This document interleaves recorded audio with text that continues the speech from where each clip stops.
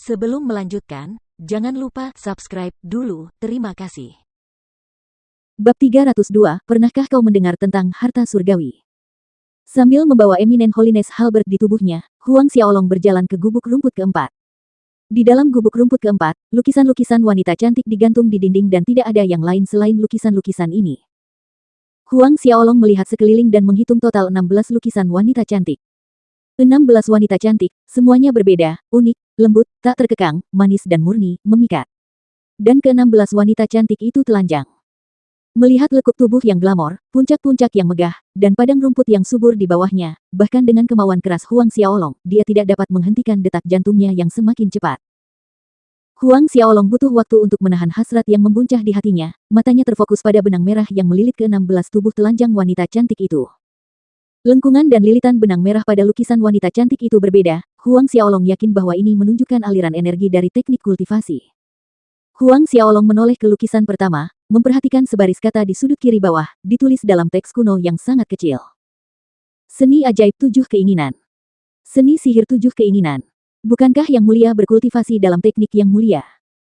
Huang Xiaolong terkejut menemukan seni sihir 7 keinginan ini. Menurutnya, seni sihir 7 keinginan ini pasti merupakan teknik kultivasi yang dipraktikkan oleh beberapa penguasa jahat di zaman kuno dan secara kebetulan, teknik ini jatuh ke tangan yang mulia.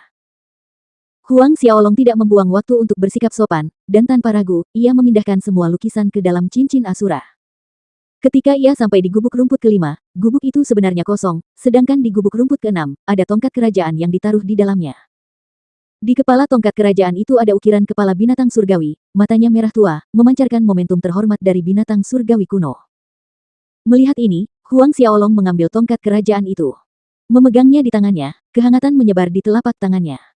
Memutar tongkat kerajaan itu ke atas dan ke bawah dan ke sekeliling sambil mencoba mencari tahu asal-usul tongkat kerajaan itu, dia tidak menemukan apapun. Meskipun dia tidak dapat mengetahui asal-usul tongkat kerajaan itu, Huang Xiaolong merasa bahwa itu sama sekali tidak sederhana, seperti cincin Asura dan pedang Asura. Tongkat kerajaan juga masuk ke dalam Asura Ring. Keluar dari gubuk rumput keenam, Huang Xiaolong menyapu bersih semua tanaman herbal dan ramuan ajaib di tempat itu, memindahkan semuanya ke dalam cincin Asura. Setelah mengosongkan semua yang dapat dilihat oleh mata, Huang Xiaolong menyebarkan indera spiritualnya ke setiap sudut ruangan, berusaha melihat apakah dia dapat menemukan teknik kesucian terkemuka yang disebutkan oleh butiran roh tingkat dewa dari lelaki Tao kecil itu. Dia tidak membutuhkan teknik kekudusan terkemuka ini, tetapi dia bisa memberikannya kepada keluarganya untuk dikultivasikan. Namun, meskipun telah mencari dengan saksama setiap inci, Huang Xiaolong sangat kecewa, dia tidak menemukan petunjuk apapun tentang di mana teknik kultivasi itu berada, jika memang benar-benar ada. Pada akhirnya, Huang Xiaolong meninggalkan tempat itu, meninggalkan mata air dingin menggunakan gunung Sumi yang suci.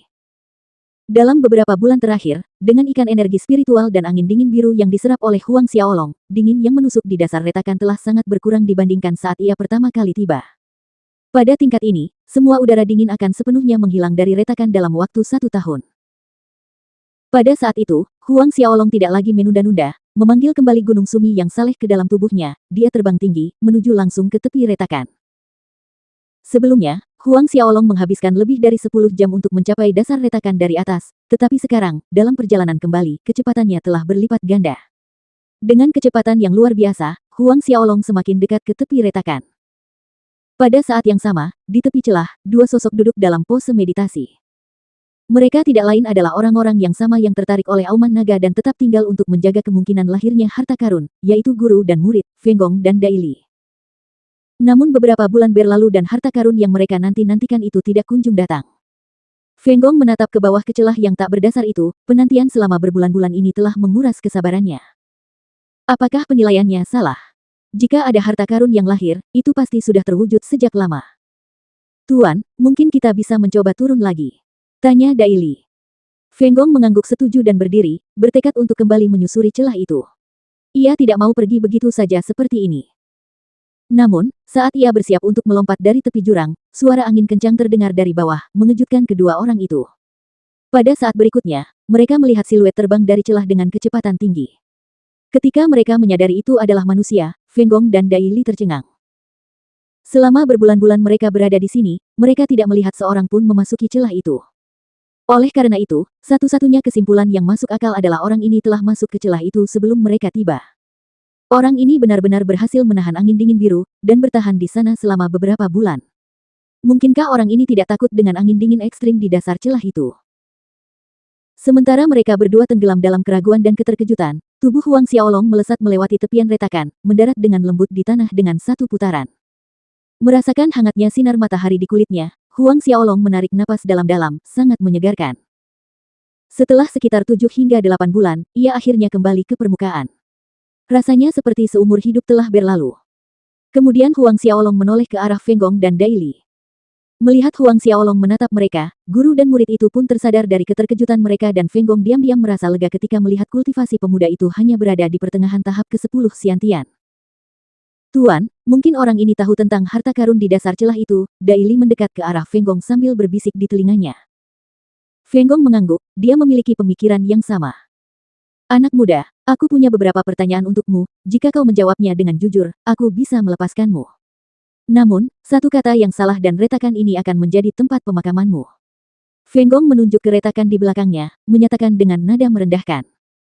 Dia adalah ahli puncak Xiantian akhir, setengah langkah ke alam Sein, status yang sangat dekat dengan ahli alam Sein yang sebenarnya, membunuh seorang prajurit Xiantian pertengahan Ordo ke-10 cukup mudah.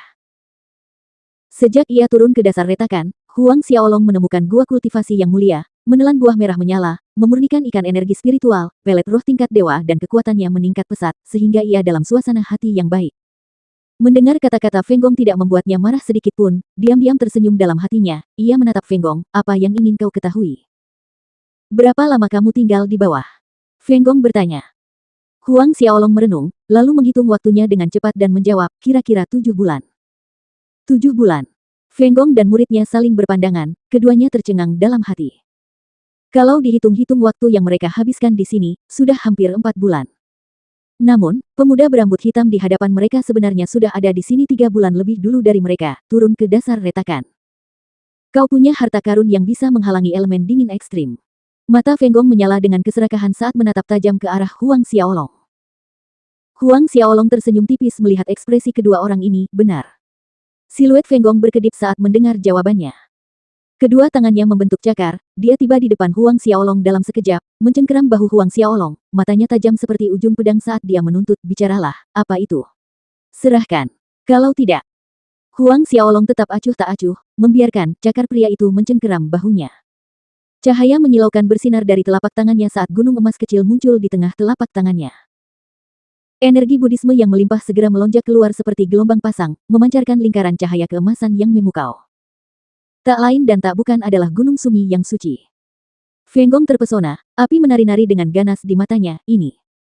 Meskipun dia gagal mengenali benda ajaib itu, dia tahu bahwa gunung emas kecil itu luar biasa.